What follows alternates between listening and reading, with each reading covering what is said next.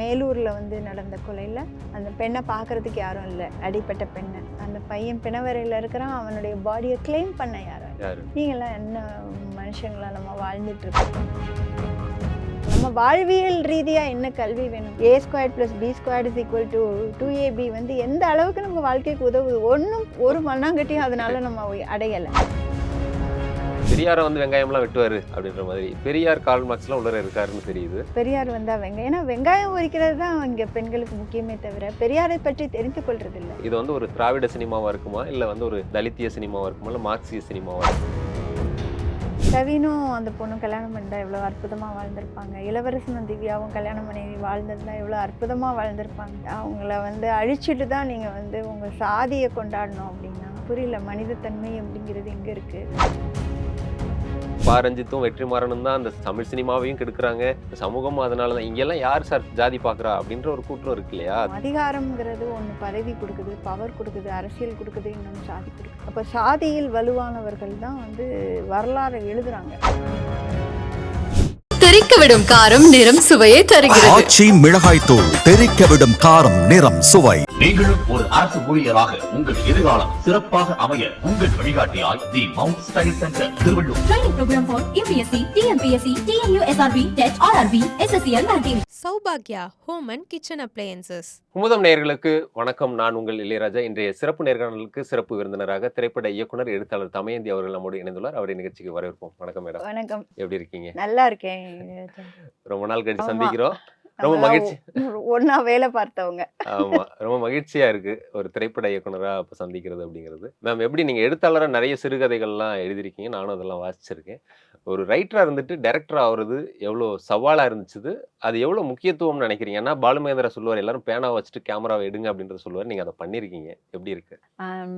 உண்மையை சொல்லணும்னா இது வந்து ஒரு வாழ்க்கையுடைய போக்கில் ஏற்பட்ட ஒரு விஷயம்தான் சொல்லுவேன். ஏன்னா ஒரு டிரெக்டர் ஆகணும், அது ஒரு ஃபில்முக்கான டிரெக்டர் ஆகணும் அப்படிங்கிறது என்னுடைய கப் ஆஃப் டீலே கிடையாது. It was not my cup of tea. அது குறித்த கனவுகள் கிடையாது. ஆனால் எங்கள் அப்பா வந்து என்னென்னா ஒரு முறை என்னோட தோழிகிட்ட சொன்னது வந்து, ஒரு நாள் டைரக்டர் ஆவார், அவர் மரணப்படுக்கையில் இருக்கிறாரு, நாங்கள் ஆஸ்பத்திரியில் போய் பார்க்குறோம். அப்போ கூட நான் பயங்கரமாக சிரித்தேன், செவ்வாயாக கைத்தட்டி, என்ன இது பயங்கரங்களாட்டா அப்படின்னு. அதுக்கப்புறம் வந்து தடயம்னு ஒரு படம் பண்ணேன், க்ரௌட் ஃபண்டிங். அது என்னென்னா ரொம்ப ஆக்சுவலாக அந்த கதையை வாசித்துட்டு இயக்குனர் பாலாசக்திவேல் தான் நான் பண்ணுறேன்னாரு. அப்புறம் அது தாமதமாயிட்டு போச்சு. அப்புறம் இன்னும் 2 பேர் வந்து கேட்டாங்க. அதுவும் இதாகும்போது ஒரு நாள் சௌபானா சொன்னார், அதை ஏன் நீயே இயக்கிடக்கூடாது, டாக்குமெண்ட்ரி பண்ணுற இது பண்ணுற எல்லாம் ஒன்று தானே அப்படின்னு சொல்லிட்டு. அது எதேச்சியாக என்னோட ஃப்ரெண்டுகிட்ட பேசும்போது, அவள் என்னோட 9th ஸ்டாண்டர்ட் டீச்சர், இப்போ ஸ்டேட்ஸில் இருக்காங்க, அவங்கக்கிட்ட சொன்னோன்னா அவங்க முதல்ல ஒரு 25,000 ரூபாய் என் பேங்க் அக்கௌண்ட்டுக்கு அனுப்புகிறாங்க. அந்த பேங்க் அக்கௌண்ட் எப்படி தெரியும் அவங்களுக்குன்னா, நான் வெள்ளத்தோட வீடெல்லாம் போகும்போது கையில் பைசா இல்லாதப்போ அவங்க எனக்கு உதவி செஞ்சாங்க. அதனால அவங்க அந்த பேங்க் அக்கௌண்ட்டில் போட்டு விடுறாங்க. எனக்கு ரொம்ப ஆச்சரியமாக இருந்தது. அப்புறம் மெல்ல மெல்ல நிதி வந்து வர ஆரம்பிச்சது. ஸோ அப்படி அது க்ரௌட் ஃபண்டிங்கில் பண்ண ஒரு படம் அது. ஓகே. எப்படி அப்பாவுக்கு வந்து தோணுச்சு உங்களை ரைட்டரெல்லாம் எனக்கு தெரியல. இப்ப யோசிக்கும் போது அவர் இல்லையா, இருந்தா கேட்கலாம். ஆனா அவர் விளையாட்டா சொன்னாரா இல்ல உண்மையாவே உணர்ந்து ஏதோ ஒண்ணு சொல்லியிருக்காரான்னு எனக்கு தெரியல. ஆனா அது இன்னைக்கு பழிச்சிருக்கு இல்லையா அவருடைய வாக்கு அப்படின்றது. இதுல நீங்க வந்து தடயம் பண்ணிருக்கீங்க, அப்புறம் சில ஆல்பம்லாம் கூட பண்ணிருக்கீங்க. இப்படி படிப்படியா படம் இயக்கணும்னே இதெல்லாம் வந்து ரெடி ஆயிட்டு வந்தீங்களா? இல்ல, எனக்கு இது வந்து என்னுடைய இலக்கு அப்படின்னு வந்து சொல்ல முடியாது. ஆனா இது ஒரு சவாலா இருந்தது. ஏன்னா எழுத்து வேற, திரைக்கதை வேற அப்படிங்கிற ஒரு மிக நுணுக்கமான பார்வை என்கிட்ட உண்டு.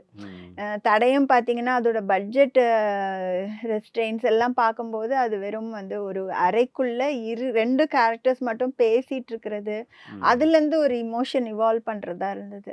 பட் என்னை பொறுத்த வரைக்கும் விஷுவல் ஸ்டோரி டெல்லிங்கிறது நிறைய ஆக்டிவிட்டிஸ் சம்மந்தமான, அல்லன்னா சுஜாதா ரொம்ப அழகாக சொல்லுவார்,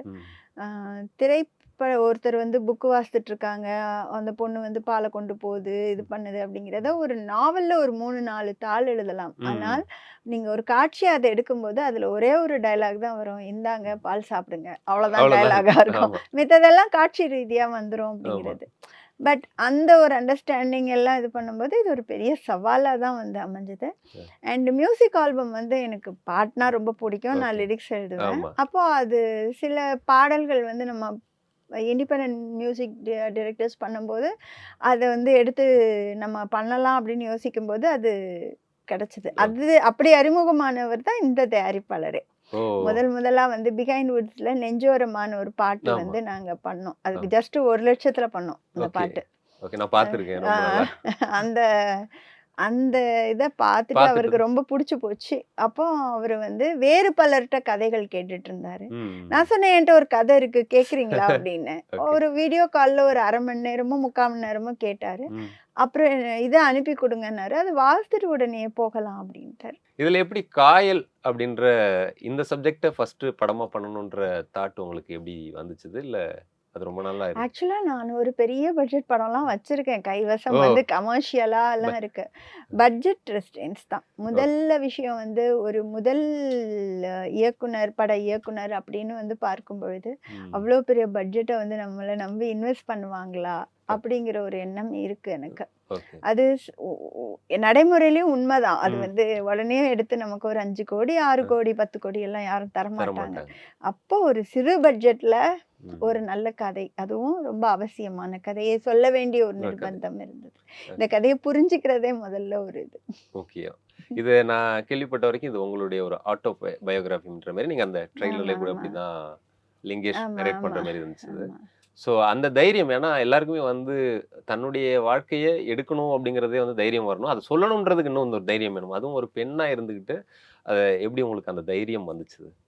அது அக்செப்டன்ஸ் தான். ம். ஒரு காலகட்டம் வரைக்கும் என்னுடைய வாழ்க்கைய வந்து வெளிய சொல்றதுக்கு நிறைய யோசித்திருக்கேன். ம். நிறையா கண்ணீர் இல்லாமல் ஒரு துளி கண்ணீர் இல்லாம என்னால வந்து சொல்ல முடியாது. ஆனா, ஓகே. அதுக்கப்புறம் வந்து ஆக்சுவலா அதுக்கு கை குடுத்தது வந்து கைலாசம் வந்து என்ன சுமேதாஸ் அகாடமி ஆஃப் ஹியூமன் சைக்காலஜின்னு ஒரு இதுல சேர்த்து விட்டாரு. ம். அது ஒரு அளவிற்கு எனக்கு அந்த எமோஷனல் கோஷன்ட்ட வந்து ரொம்ப பலமாக்குச்சு. அந்த ம். பலத்துல வந்து நான் என் கதைகள வந்து நான் எல்லோரிடமும் ஒரு 5, 6 வருடங்களுக்கு முன்னால விடுதலை சிறுத்தைகள் கட்சிகள் ம். நம்ம மாநிலம் பூராவும் இருக்கிற பெண்களுக்கு நிறைய பட்டறைகள் நடத்துனாங்க. ம். அப்ப அங்க போய் நம்ம கதைய சொல்லி ஆரம்பிக்கும் ஒரு ஒரு மனிதர் இன்னொரு மனிதரை எப்ப நம்புவாங்கன்னா, ம். நீங்க வெளிப்படைத்தன்மையா உங்க கதைய சொல்லும்போது தான் அவங்க கை குடுப்பாங்க. ஓகே. அந்த மாதிரி நிறைய அப்போ இந்த கதையை சொல்வதன் மூலமா ம். இன்னொருத்தருக்கு இந்த துயரங்கள் நிகழக்கூடாது அப்படின்னு நான் நினைச்சேன். ஓகே. அத சத்தமா சொல்லக்கூடிய ஒரு ஸ்பேஸ் கிடைக்கும்போது அதை யூட்டிலைஸ் பண்ணிக்கணும்னு நினைச்சேன். ஓகே. இந்த படத்த பொறுத்தவரைக்கும் நீங்க பேசும்போதே சொல்லியிருந்தீங்க, இது ஒரு சாதியம் சார்ந்த ஒரு படமா இருக்கும் அப்படின்னு. இப்போ வந்து இந்த காலகட்டத்தில பார்த்தீங்கன்னா, கவினோட ஆணவ கொலை. இப்ப 2 நாளைக்கு முன்னாடி கூட இன்னொரு ஆணவ கொலை மேலூர்ல நடக்குது. தொடர்ச்சியா ஆணவ கொலைகள் அதிகரிச்சுட்டு இருக்கு. காதல்ல பெரிய பிரச்சனையா அந்த ஜாதி தான் இருக்கு. இத மெயின் ஸ்ட்ரீம் மீடியால இவ்வளோ துணிச்சலா பேசலாம் அப்படின்றது முதல்ல எப்படி வந்துச்சு? எந்த அளவுக்கு அத வந்து பேசியிருக்கீங்க படத்துல? ஆ இது ஒரு மாற்று பார்வையா இருக்கும். ம். பொதுவா வந்து நம்ம நம்ம தமிழ் சினிமாக்கள்ல சாதி அப்படின்னு எடுத்துட்டாலே ஆண்கள் மீசைய முறுக்கிட்டு அருவாள் எடுத்துட்டு வருவாங்க. ம். பெண்களோட பங்கு ரொம்ப முக்கியம். ம். பெண்கள் வந்து ரொம்ப அமைதியா, ம். தங்களுடைய அதிகாரத்தை நாட்டுறதுக்கு இந்த சாதிய தான் கையில எடுக்குறாங்க. நீங்க ம். தெற்கு பகுதிகள்ல போய் பார்த்தீங்கன்னா, இதுதான் வந்து ரொம்ப கோரமான ஒரு விஷயமா இருக்கும். ம். சாதிங்கிறது இங்க ஒரு அதிகாரமா பார்க்கப்படுது. அது என்னவாகுதுன்னா, உங்களுக்கு ஒட்டுமொத்தமா பெண்களுக்குன்னு வரும்போது, நீங்க பெண்களுக்கு தேர்வு செய்ய முடியாது. ம். அவளுக்கு இத குடு. அவ இத தான் செய்யணும். இத தான் பண்ணணும் அப்படின்னு சொல்லும்போது, அவங்க ரொம்ப அன்கான்ஷியஸா அந்த சாதிங்கிற அதிகாரத்த கையில வச்சுக்கிட்டு, ம். அவங்க அந்த இடத்துக்கு வராங்க இல்லையா? அந்த ம். பீடத்துல வந்து அவங்க வந்து ஒரு விரல வச்சா கூட போதும். ம். அதை எடுத்து அவங்க எல்லா விதமாவும் வாள் சுழட்டுவாங்க. ம். அந்த வாள் சுழற்றல்களில் எத்தனை மனங்கள் கொலையாகுதுங்கிறது தான் காயல். ஓஹோ! நல்லா இருக்கு. ஏன்னா இதுவரைக்கும் நீங்க சொல்ற மாதிரி ஜாதி அப்படின்னாலே ஆண்கள் தான். அவங்க தான் மீசையோட, அருவாளோட, கட்டையோட இப்படி தமிழ் சினிமாக்கள் நெறைய வந்து அத வந்து பேசியிருக்காங்க. பெண்கள் அப்படின்னு வரும்போது, பெண்களே ஒரு ஒடுக்குமுறைக்கு உள்ளாகுற ஒருத்தங்க தானே அப்படின்ற பார்வை தான் இங்க இருக்குங்கும்போது, எப்படி பெண்ணே வந்து ஜாதியோட தான் இருக்காங்க அப்படிங்கிற கண்டிப்பா. நீங்க நல்லா பார்த்தீங்கன்னா, இப்ப நடக்கிற ஆணவ கொலைகள் எல்லாத்துலயுமே பெண்களுடைய பங்கு நிறைய இருக்கும். ஓ! ஆனா வெளிய பேசப்படாது. ம். ஏன்னா, மேல் தளத்துல ஆண்கள் உலவிட்டே இருப்பாங்க. ம். உங்களுக்கு அடிமட்டத்துல வீடுகள்ல என்ன அடுக்குகள்ல அது வந்து நிலவிட்டு இருக்குது அப்படிங்கிறது புரியாது. ம். இன்னைக்கு நீங்க சொல்றீங்க, இப்போ மேலூர்ல வந்து நடந்த கொலையில, அந்த பெண்ண பார்க்கறதுக்கு யாரும் இல்ல. அடிபட்ட பெண்ண. அந்த பையன் பிணவறையில இருக்கிறான். ம். அவனுடைய பாடிய கிளைம் பண்ண யாரும் இல்ல. யாரும் இல்ல. நீங்கலாம் என்ன மனுஷங்களா நம்ம வாழ்ந்துட்டு இருக்கிறோம்? என்ன கல்வி கற்றோம்? நான் ரொம்ப நாள் யோசிப்பேன். எங்க ஊர்ல திருநெல்வேலிலலாம் கல்வி வந்துட்டா ம். சாதி வந்து சாதி. ஆனா கல்வி கூடங்களே சாதியா தான் இருக்கு எங்க ஊர்ல. நீங்க நல்லா பாத்தீங்கன்னா கோபாலசமுத்திரம்ங்கிற ஊரு ரொம்ப அழகான ஒரு ஊரு, நதி பாயிற ஊரு, 2ஆ இருக்கு இன்னைக்கு. ஒரே இதை சவறு மறைச்சி மேலே கோபாலசமுத்திரபுரம் பள்ளிக்கூடம், கீழே கோபாலசமுத்திரம் பள்ளிக்கூடம்னு வந்து பிரிச்சிருக்காங்க. அதுலேயே மேல் கோபாலசமுத்திரம் பள்ளிக்கூடத்தில் எல்லா பசங்களும் பெஞ்சில் உட்காந்து பாடங்கள்லாம், இங்கே கீழே உட்காந்து கீழ் கோபாலசமுத்திரத்தில் படிக்கிறாங்க. இன்னமும் அது இருக்கு. இன்னும் இப்போ இருக்குதுங்க, இப்போ இருக்கு. அப்போ நான் என்னோட இதெல்லாம் என்னென்னா, அதை நீங்கள் சரி பண்ணாமல் நீங்கள் என்னத்தை நீங்கள் படித்து என்ன ஒன்று கல்வி எதுவும் செய்யலை. நம்ம இன்னும் மக்காலே அந்த ரீதியான கல்வியை தான் வச்சிருக்கோம். நம்ம வாழ்வியல் ரீதியா என்ன கல்வி வேணும்? A² + B² = 2AB வந்து எந்த அளவுக்கு நமக்கு வாழ்க்கைக்கு உதவுது? ஒரு மண்ணாங்கட்டியும் அதனால நம்ம அடையலை. நமக்கு வாழ்வியல் ரீதியா ஒரு பொருளாதாரத்தை ஈடுபடுத்த ஈட்ட என்ன வேணும்? உனக்கு ஜேர்னலிசம் பிடிக்குதா, நீ ஜேர்னலிசம் படி. உனக்கு மர வேலை செய்ய பிடிக்குதா, அதை செய். நீ வேற ஏதோ ஒன்றில் வந்து திறமையா இருக்கியா, அதை செய்.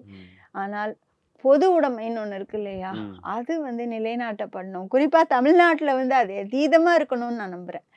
நம்ம தமிழ் சமூகத்துல வந்து பெண்களுடைய கதைகள் வந்து நிறையா அவங்க எடுத்தாங்க. ஆனா பெண்கள் பத்தின உண்மையான கதைகள் சொல்லப்பட்டிருக்கா அப்படின்னா ரொம்ப குறைவா, இல்லைன்னா இல்லவே இல்லைன்னு தான் சொல்ல முடியும். நம்ம அம்மாச்சிகளுடைய நம்மளோட அம்மாச்சிகளுடைய கதைகள் எல்லாம் காட்டில் எங்கேயாவது தொங்கிட்டு இருக்கோம். அவங்க என்ன நினைச்சிருப்பாங்க, என்ன பண்ணியிருப்பாங்க அப்படிங்கிறதே நமக்கு தெரியாது. அவங்க நம்மக்கிட்டையும் உரையாடினதே கிடையாது. பெண்களை உரையாட விடாமல் செய்த சமூகம் தானே. அப்போ உண்மையாவே ஒரு தமிழ் பெண்ணுக்கு என்ன நேருது அப்படிங்கிறது தான் ரொம்ப முக்கியமா நான் கருதணும்னு நினைக்கிறேன். அங்கங்க கதாநாயகிகள் வந்து அவங்க வந்து நடனம் ஆடிட்டு போறது ஒரு பக்கம் இருக்கட்டும், அது வேண்டான்னு நான் சொல்லலை. ஆனா உண்மையான தமிழ் வாழ்வுன்னு ஒன்று இருக்கு இல்லையா, அது நீங்க வந்து பதிவு செய்யணும்னு நினைக்கிறேன். படத்தோட ட்ரெய்லர்லேயே வந்து பேசும்போது காதலர்களை இப்போ வழக்கமாக தமிழ் சினிமாவில் காதல் அப்படின்னாலே அம்பிகாபதி, அமராவதி, தேவதாஸ், பார்வதி இந்த மாதிரி எல்லாம் இருக்கும். இதில் நீங்கள் பேசும்போது நம்ம காதல் கார்ல் மார்க்ஸ், ஜென்னி மாதிரி அப்படின்னு சொல்கிறீங்க. அப்புறம் ஒரு இடத்துல அம்மா வந்து அனுமோல் கேரக்டர் வந்து பேசும்போது பெரியாரை வந்து வெங்காயம்லாம் வெட்டுவார் அப்படின்ற மாதிரி பெரியார், கார்ல் மார்க்ஸ்லாம் உள்ளர இருக்காருன்னு தெரியுது. இதில் என்னென்ன இது வந்து ஒரு திராவிட சினிமாவாக இருக்குமா, இல்லை வந்து ஒரு தலித்திய சினிமாவாக இருக்குமா, இல்லை மார்க்சிய சினிமாவாக இருக்குமா? இது காயல் வந்து நான் எதையும் பிரிக்க விரும்பலை. இது மனிதர்களுக்கான சினிமாவாக இருக்கும். குறிப்பாக அந்த பெண், இந்த படத்தை நான் யாருக்கு சமர்ப்பணம் பண்ணியிருக்கேன்னா, தங்கள் வானத்தின் வாசனையை முகர்ந்த பெண்களுக்குன்னு தான் சமர்ப்பணம் பண்ணியிருக்கேன். என்ன முக்கியமான காரணம்னா, நிறைய பெண்கள் வந்து ஒரு டைம் டேபிள் போடப்பட்ட வாழ்க்கையை வந்து இது பண்ணுறாங்க. நீ இந்த பள்ளிக்கூடத்தில் படிக்கணும், நீ இந்த துறையை தேர்ந்தெடுக்கணும், இவனை கல்யாணம் பண்ணிக்கணும், எங்கே வேலை பார்க்கணும், அவன் வேலை பார்க்க வேண்டான்னு சொன்னானா வேலை பார்க்க வேண்டாம், அவன் சாம்பார் செய்ய வேண்டான்னு சொன்னானா நீங்கள் என்ன சாப்பிட்றீங்க இன்னைக்கு, நான் உனக்கு என்ன வேணும் அப்படிங்கிறதே நமக்கு தெரியாத ஒரு முகத்தோடையே நம்ம வந்து வாழ்ந்துட்டோம், நம்ம வந்து வாழ்கிறோம். உங்களுக்கான வாழ்க்கை ஒரு முறை தான் அந்த பிரபஞ்சத்தை பார்க்க போகிறோம், ஒரு முறை தான் அந்த வானத்தை நம்ம தரிசிக்க போகிறோம். ஸ்கைன்னு ஒரு ஆஸ்கர் அவார்ட் வின்னிங் மூவி உண்டு. அதில் ஒரு பெண்ணை அடைச்சி வச்சுருப்பாங்க ஒரு குழந்தையோட. அவ தப்பிக்கிறா, ஒரு ஜன்னல்ல இருந்து குதிக்கிறா, ஒரு லாரி கரெக்டா வருது, அவ மல்லாக்க விழுறா அந்த லாரியில, அது மேல வானம் விரியுது. முதல்ல அந்த வானத்தை அவ்வளவு பரவசத்தோட அவ்வளவு பிரமிப்போட அவ பாக்குற அந்த உணர்வு இருக்கு இல்லையா, அப்படி ஒவ்வொரு பெண்ணும் அவளுடைய வானத்தை பார்த்துருக்காங்களான்னு எனக்கு தெரியல. ஸோ அதுதான் வந்து இதோடைய மெயின் க்ரக்ஸா இருக்கும்னு நினைக்கிறேன். நான் பிரிக்க விரும்பல. நீங்க பெண் ஏன் அடிமையானாலுங்கிறத ஏன் பாட புத்தகத்துல வைக்கல, அதுதான் என்னோட கேள்வி. அதுதான் சொல்கிறேன். இப்போ அப்போ அந்த மாதிரி ஒரு அம்மா அதை தான் கேட்பாங்க. பெரியார் வந்தால் வெங்காயம், ஏன்னா வெங்காயம் உரிக்கிறது தான் இங்கே பெண்களுக்கு முக்கியமே தவிர பெரியாரை பற்றி தெரிந்து கொள்றதில்ல. நீங்கள் வந்து தாஜ்மஹாலை கட்டிட்டு செத்த பிறகு கெட்டி என்னங்க புண்ணியம்? வாழும் பொழுது நீங்கள் ஒரு ஜென்னியை எப்படி வச்சுருக்கீங்கிறது தான் முக்கியம் வாழ்க்கையில். ஓகே, இந்த படத்துல காயல் அப்படின்னு ஃபர்ஸ்ட் டைட்டில் வச்சிருக்கீங்க, எதனால காயல்? காயல்பட்டினம் அப்படிங்கிற ஊர் வந்து எங்கள் ஊருக்கு ரொம்ப நெருங்கினமான ஊர். இந்த படம் வந்து முழுக்க முழுக்க வந்து பிரிவு சார் துயரத்தையும் பேசுகிற ஒரு படம். அதனால இது ரொம்ப முக்கியமாக வந்து கருதுனேன். ஏன்னா பிரிவு சார் துயரம் தான் காயல். இன்னொன்று எனக்கு கடல் ரொம்ப பிரமிப்பை தரக்கூடிய ஒரு விஷயம். நான் எப்போவுமே சின்ன வயசுல என்ன நினைப்பேன்னா, நம்ம எல்லாரும் போய் மாலை நேரங்களில் கூடி நிற்கிறோம், இரவு அந்த கடல் வந்து தனியா இருக்கும்ல. ம். ஒரு நிசப்தத்துக்கு நடுவுல அலைகளோட ஓசையில, அந்த இருட்டுக்குள்ள அங்கங்க மிளிர்ற அந்த விளக்கு, படகு இதெல்லாம் கூட இருக்கும்போது, அந்த கடல் என்ன நினைக்கும்? எல்லா மனிதர்களும் நம்மள விட்டுட்டு போயிட்டாங்கல்ல அப்படின்னு. இன்னொன்னு நீங்க போய் தனியா எவ்வளோ மனபாரத்தோட ஒரு கடல்ல உட்கார்ந்தீங்கன்னா, அந்த கடல் உங்களோட அந்த கவலைகளை பகிர்ந்து கொள்ளும். உங்களுக்குள்ள ஒரு உரையாடல் இருக்கும். நீங்க எந்திரிச்சு வரும்போது கொஞ்சம் இலகுவா ஃபீல் பண்ணக்கூடிய ஒரு இது இருக்கும். இந்த என்ன பொறுத்தவரைக்கும் நம்மளோட நிலப்பரப்பு ரொம்ப முக்கியம்னு நினைப்பேன். ம். நம்மளோட நிலப்பரப்பு வந்து அவ்வளவு அற்புதமான நிலப்பரப்பு, தமிழ் நிலப்பரப்புகள். அது அவ்வளவா பதிவு செய்யலையோன்னு நினைப்பேன். இது டிராவல் ஸ்டோரிங்கிறதுனால ம். பாண்டிச்சேரியிலேருந்து தனுஷ்கோடி வரைக்கும் ஒரு கடல்சார் பயணம். ஓ! அதனால தான் காயல். அதனால நல்லா இருக்கு. அழகா ஒரு பொயட்டிக்கான ஒரு டைட்டில் ம். இருக்கு. படத்துல படம் பார்க்கும்போது 2, 3 கேரக்டர்ஸ் மெயினா தெரியுறாங்க. லிங்கேஷ், அப்புறம் காயத்ரி, ம். அனுமோல், இன்னொரு ஹீரோயின் ஸ்வாகதா. ஸ்வாகதா. ஓகே. இந்த மாரி இதுல ஒரு ஹீரோ, ஹீரோயின் கதையா? இல்ல வேற மாதிரியான இத எதிர்பார்க்க இல்ல இன்னொன்னு இது காதல் இல்லாத ஒரு காதல் கதைன்ற மாரி ஏதோ ம். கேள்விப்பட்டேன். காதல் இல்லாம அது என்ன காதல் கதை? நீங்க கவினோட காதல் கதையா தானே? ஓகே. வலி நிறைந்த காதல் கதைகள், காதல் இல்லாத காதல் கதைகள். உங்களுக்கு தான் அது காதல் கதை. சமூகத்துக்கு அது காதல் இல்லாத காதல் கதை தான். ஓகே. ஸோ நீங்க பாக்கு நீங்க ஒரு 2 பேர் காதலிக்கிறாங்கன்னா, இவன் நாலு, அவன் நாலுன்னு எங்க ஊர்ல கேட்பாங்க. ம். ஸோ இது இது வந்து வெறும் காதல்ங்கிறது அது ஒரு அற்புதமான உணர்வு. அந்த உணர்வ வந்து ஆனா நம்ம அடையாளப்படுத்துறோம். ம். ஒரு சமூக அடையாளம். அது என்ன சமூக அடையாளமா நாம அங்கீகரிக்கிறோம்னா, சாதி அங்கீகரிக்கிறோம். அதுக்கும் காதலுக்கும் எந்த சம்மந்தமும் கிடையாதுங்க. ஓகே. நல்லா வாழ்ந்த எத்தனையோ பேர நான் பார்த்துருக்கேன். சந்தோஷமா வாழ்ந்திருக்கேன். கவினும் அந்த பொண்ணும் கல்யாணம் பண்ணியிருந்தா எவ்வளோ அற்புதமா வாழ்ந்திருப்பாங்க. இளவரசனும் திவ்யாவும் கல்யாணம் பண்ணி வாழ்ந்திருந்தா எவ்வளோ அற்புதமா வாழ்ந்திருப்பாங்க. அவங்க ஆமா. அவங்கள வந்து அழிச்சிட்டு தான் நீங்க வந்து உங்க சாதிய கொண்டாடணும் அப்படின்னா, ம். எனக்கு புரியல. மனிதத்தன்மை அப்படிங்கிறது எங்க இருக்கு? ஓகே. இப்போ இந்த படங்கள்ல எல்லாம் வந்து பெரியார், மார்க்ஸ் இதெல்லாம் இப்ப பேசுறது வந்து ஓரளவுக்கு வந்து ஒரு நல்ல சினிமா அப்படின்னு பார்க்குற ஒரு பார்வையும் இருக்கு. அது மேல வைக்கிற விமர்சனங்களும் இருக்கு. இதெல்லாம் வந்து பிசினஸ் ஆகுது. இப்ப தலித்திய சினிமா எடுத்தா அதுக்கு ஒரு பிசினஸ் இருக்கு. அதனால வந்து பேசுறாங்க. அதனால தான் எடுக்குறாங்கன்ற மாரி ஒரு ஒப்பீனியனும் இருக்கு. இத எப்படி பார்க்குறீங்க? இந்த மாரி வர விமர்சனங்கள எப்படி பார்க்குறீங்க? எனக்கு சிரிக்கத்தான் ஏன்னா, தோணுது. இந்த மாரி படங்கள் வர்றதுனால தான் சினிமாவும் கெட்டுருச்சுது. இந்த சமூகமும் அதனால அப்படி ஒரு விமர்சனத்த ஒரு சாரார் வைக்கிறாங்க. ஏதோ பா. ரஞ்சித்தும், வெற்றிமாறனும் தான் அந்த தமிழ் சினிமாவையும் கெடுக்குறாங்க. இந்த சமூகமும் அதனால தான். இங்கெல்லாம் யார் சார் ஜாதி பார்க்குறா? அப்படின்ற ஒரு கூற்றம் இருக்கு இல்லையா? அதுக்காக கேட்கிறேன். ஆக்சுவலா நானு திருநெல்வேலியிலேயே பிறந்து வளர்ந்தவள். ம். ஆ, நம்ம தாமிரபரணி படுகொலை நடந்தபோது அந்த ஓரமா நான் வந்து நின்னுட்டு இருந்தேன். ம். அதுல விக்னேஷ்னு ஒரு 1.5 வயசு பையன் வந்து இறந்து போயிருந்தான். அத வச்சு இப்போ ஒரு ஸ்கிரிப்ட் பண்ணிட்டு இருக்கேன் ஆக்சுவலா. ஓகே. இந்த கொலைகள், ம். இந்த இதெல்லாம் வந்து ஆவணப்படுத்தப்படாம இருக்கு. நீங்க ம். வந்து வரலாறுங்கிறது என்னன்னா, ம். அதிகாரத்தில் உள்ளவர்களுடைய சாட்சியம். ம். அப்போ அதிகாரம்ங்கிறது ஒண்ணு பதவி குடுக்குது, பவர் குடுக்குது, அரசியல் குடுக்குது, இன்னொன்னு சாதி குடுக்குது. முக்கியமா சாதி குடுக்குது. அப்ப சாதியில் வலுவானவர்கள் தான் வந்து வரலாறு எழுதுறாங்க. ம். நீங்க நல்லா பார்த்தீங்கன்னா, கேரளால ம். ஒரு குறிப்பிட்ட சாதிக்காரர்கள் அவங்க வந்து தோட்டத்துல வேலை பார்ப்பார்களாம். ம். அந்த மேல் சாதிக்காரனுடைய ஒய்ஃப் வந்து சமைச்சிட்டு மண்ணுல குழி தோண்டி போடுவாங்களாம். உணவே. சோற ஓ! போட்டு அவங்க ஒரு குரல் குடுப்பாங்களாம். ஓ! ஓ! ஓ! அப்படின்னு குரல் குடுத்துட்டு, அதுக்கப்புறம் 5 மணி நாழிகை கழிந்து தான் இந்த ஆளுங்க வந்து சாப்பிட வரணும். ஏன்னா, ம். இந்த மேல் சாதிக்கார பெண்ண வந்து முகத்த அந்த ஆள் பார்க்கக்கூடாது. ஓ! ஏன் எத்தனை சுவர்கள் நம்ம ஊர்ல இருக்கு? எவ்வளோ சோறு? எத்தனை சுவர் வந்து இந்த ஒருத்தர் முகத்த பார்க்கக்கூடாதுன்னு இருக்கு. ம். என்னோட படத்துல ஒரு வசனம் வச்சிருக்கேன். ம். சப்போஸ் இப்போ நம்ம போயிட்டுருக்கோம். ஒரு ம். ஆக்சிடென்ட் ஆயிட்டு. ம். நான் ஒரு பெரிய சாதியவாதி. ம். எனக்கு இந்த சாதியில தான் ரத்தம் வேணும்னு நம்ம யாராம கேட்குறோமா? அப்படின்னு ஒரு அது இது. கேட்குறேன். கேட்க மாட்டோம். உயிர் அப்படின்னு வரும்பொழுது, வாழணுங்கிற ஆசை ஒவ்வொருத்தருக்கும் இருக்கு. ம். அப்படிதானே அவங்களுக்கும் இருக்கும். கண்டிப்பா. ஓகே. இன்னைக்கு கவினுக்கும் இருந்திருக்கும். மேலூர்ல இருந்த அந்த பையனுக்கும் இருந்திருக்கும். ம். ஆனா இப்பல்லாம் இந்த எதை பரிசளிக்கிறீங்க நீங்க அவங்களுக்கு? இப்போ எதனா வர விமர்சனங்கள் பார்த்தீங்கன்னா, இப்போ இந்த மாரியான படங்கள வந்து கொண்டாடுறது ஒரு பக்கம் இருக்கு. அப்ரிஷியேட் பண்றதும் ஒரு சைடு இருக்கு. இன்னொரு விமர்சனங்களா எதிர் படங்கள், மோசமான படங்கள் எடுக்கிறேன். அது ஜாதிய படங்கள் பண்றவங்களும் இருக்காங்க இல்லையா? அவங்கலாம் வைக்கிறது என்னன்னா, பா. ரஞ்சித், வெற்றிமாறனும் ஒரு ஒரு பீரியடா தானே அந்த கதையெல்லாம் சொல்றாங்க. இப்போ அசுரன் எடுத்துக்கிட்டிங்கன்னா, அது ஒரு பீரியட் மூவியாக இருக்கும். அப்போ அவங்களெல்லாம் கரண்ட்டில் இருக்கிற சமகால படத்தையெல்லாம் எடுத்தீங்கன்னா எடுக்க முடியாது. ஏன்னா தமிழ்நாடு வந்து இப்போ வந்து அந்த மாதிரி மாறிடுச்சு. இவங்க உடனே பழசை கிளறி கிளறி மறுபடியும் வந்து வன்மத்தை தூண்டுறாங்க அப்படின்ற மாதிரி ஒரு விமர்சனம் வருது இல்லையா?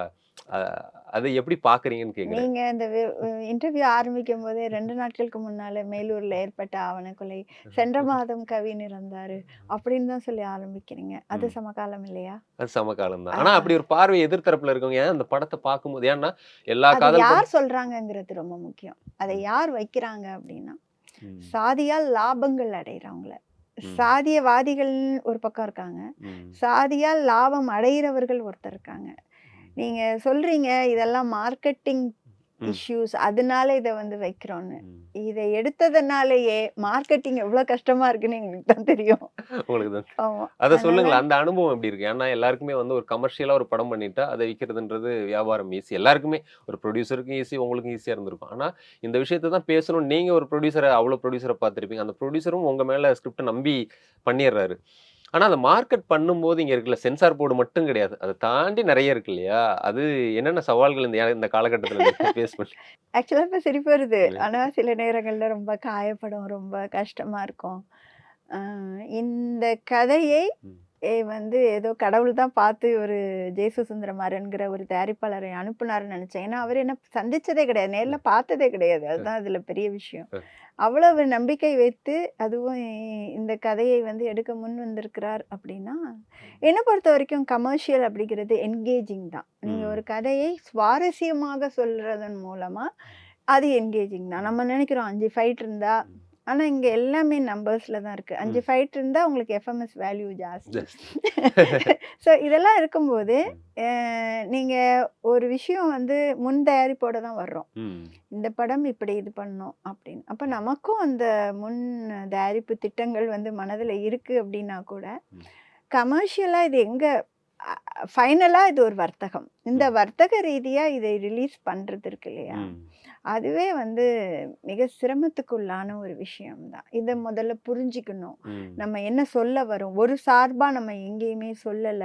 இது பொது தன்மையா மனிதர்களை மனிதர்களாக கருதணும். அதுவும் குறிப்பா சாதிங்கிற விஷயமே கலப்பு திருமணத்தால மட்டும்தான் அது வந்து அடியாகும். ஓகே. அதுக்கு மேல அதை வந்து பத்தி எதுவுமே சொல்றதுக்கு இல்லை. அரசியல்ல வந்து நீங்க இன்னைக்கு சாதி ஓட்டு வங்கிகள் இருக்குதோ அன்னைக்கு இது வந்து வலுப்பெறுது. அப்போ என் சாதியில கட்டினாதான் என் சமூகத்துக்கு முன்னால நான் நடக்க முடியும் அப்படிங்கிறது ரொம்ப தீர்மானமா இருக்கிற விஷயம். நீங்க நல்லா பாத்தீங்கன்னா ரித்தன்யா விஷயங்கள்லாம் அவங்க அம்மாட்ட சொல்லாமலாம் இருந்திருக்க மாட்டாங்க, அவங்க அப்பா கிட்ட சொல்லாம இருந்திருக்க மாட்டாங்க. போதும்யா வாயா, அந்த பொண்ணு என்ன சொல்லணும், நீ சொல்லு, அந்த பொண்ணு நீ வாயா, இங்க இரு, நான் உனக்கு இன்னொரு வாழ்க்கையை ஏற்படுத்தி கொடுக்குறேன் அப்படின்னு சொல்ல வேண்டிய கடமை வந்து ஒரு பெண்ணுடைய அம்மா அப்பாவுக்கு இருக்குன்னு நினைக்கிறேன். ரிதன்யாவோட கேஸ்ல கூட அந்த அப்பா சொன்ன வார்த்தை இருக்கு இல்லையா, என் பொண்ணு ஒருவனுக்கு ஒருத்தின் வாழ்ந்து, அது நான் துயரத்துல சொல்லிட்டேன்னாரு. இருந்தாலும் துயரத்தை தாண்டி அந்த வார்த்தை இருக்குல்ல, அந்த வார்த்தை அப்ப அவர் பெண்ணையே அப்படிதான் நினைச்சிருப்பாரு. ஏன்னா இப்போ மேலூர்ல நடந்த ஆணவ கொலை கூட ஜாதிய ரீதியிலான ஆணவ கொலை அல்ல. அந்த பெண் முதல் கணவன் இறந்துறாரு, இன்னொரு மறுமணம் பண்றாங்க. அந்த பையன் சின்னதா இருக்கான். அவங்க 2 பேரும் ஒரு வீட்டுல இருக்க போறாங்க, அவங்க 2 பேரும் சோறு பொங்க போறாங்க, அவங்க குழந்தைய, என் குழந்தைய அவன் பாதிக்க போறான். அந்த பொண்ணோட உனக்கு என்னையா வந்தது? தெறிக்க விடும் காரம் நிறம் சுவையை தருகிறது. ஆச்சி மிளகாய் தூள் தெறிக்க விடும் காரம் நிறம் சுவை. நீங்களும் ஒரு அரசு ஊழியராக உங்கள் எதிர்காலம் சிறப்பாக அமைய உங்கள் வழிகாட்டியாய் the mount study centre Tiruvallur. Training program for UPSC, TNPSC, TNU SRB, TET, RRB, SSCL, Banking. Saubhagya Home and Kitchen Appliances.